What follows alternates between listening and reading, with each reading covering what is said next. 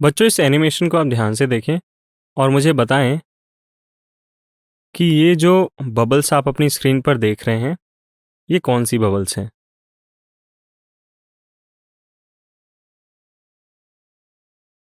जी हाँ बच्चों, ये सोप बबल है।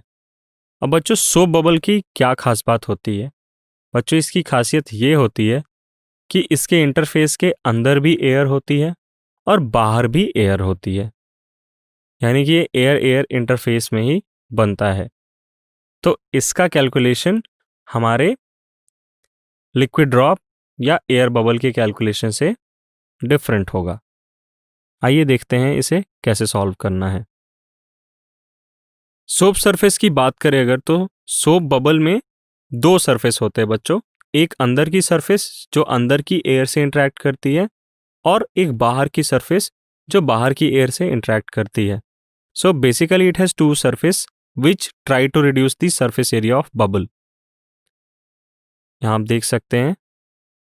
तो बच्चों, येलो कलर के एरो से आप देख सकते हैं यहाँ पे दो फ्री सरफेसेस इंडिकेट करी गई हैं। अब बच्चों, अगर हम इनर सरफेस की बात करें, so net force acting on the molecules is because of surface tension, and they experience the net force in inward direction normal to the surface। और इसी वजह से बच्चों, they feel more pressure inside than outside। अगर मैं इसे pictorially represent करूं, तो आप देख सकते हैं कि किस तरीके से अंदर वाली सरफेस पे भी सरफेस टेंशन लग रहा है और बाहर वाली सरफेस पे भी सरफेस टेंशन लग रहा है। तो बच्चों इक्विलिब्रियम में होगा क्या? द एक्सेस प्रेशर, यानी कि internal pressure minus external pressure, work done by this excess pressure inside the bubble will be equal to the increment in the surface energy of the bubble। Mathematically अगर हम इसे लिखें तो P dot 4 pi are square dot D R should be equal to S dot delta A. यहाँ पे LHS का expression हमें indicate कर रहा है work done by excess pressure, और RHS का एक्सप्रेशन इंडिकेट कर रहा है increase in the surface energy. तो बच्चों, increment in area due to excess pressure is given as final area minus initial area.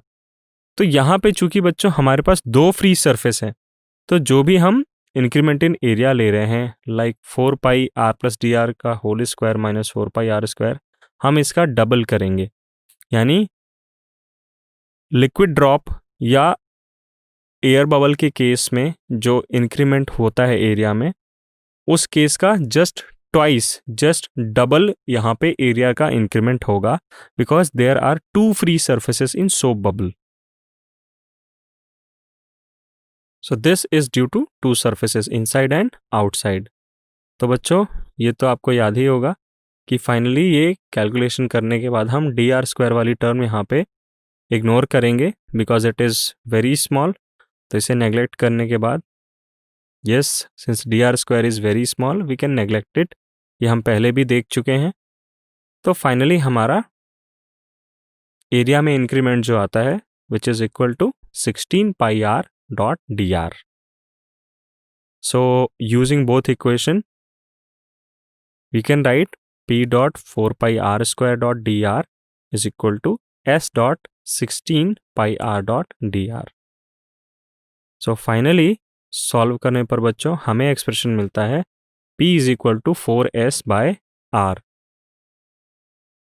This is the excess pressure inside a soap bubble। तो बच्चों, excess pressure का concept सीखने के बाद कि air bubble में, सोप बबल में, liquid drop में एक्सेस प्रेशर के क्या इक्वेशंस होते हैं, चलिए अब कंसेप्ट्स को टेस्ट करने का वक्त आ गया है। What will happen when two soap bubbles coalesce together and will be common radii after coalescing? यानी कि दो सोप बबल को अगर हम मर्ज कर दें, वो आपस में मिल जाएं, तो उनका कॉमन रेडियाई क्या होगा? तो बच्चों, बढ़ते हैं सॉल्यूशन की ओर। We know that for a soap bubble excess pressure is equal to 4S by R. यहाँ पे S represents surface tension, that means This excess pressure is inversely proportional to the radius. Now net excess pressure due to both the soap bubble will be 4s divided by rc. यहाँ पे rc represent कर रहा है बच्चों common radii को, तो जो net pressure होगा that will be P not plus 4s upon r1 minus P not plus 4s upon r2. यहाँ पे बच्चों पी नॉट एक्सटर्नल प्रेशर है. तो सॉल्व करने पे बच्चों हमें एक्सप्रेशन मिलता है 1 upon r c is equal to 1 upon r1 minus 1 upon r2. यहाँ पे अगेन मैं दोहराना चाहूँगा, r c is the common radii of the final soap bubble. तो आप इस तरीके से आर सी का एक्सप्रेशन लिख सकते हैं.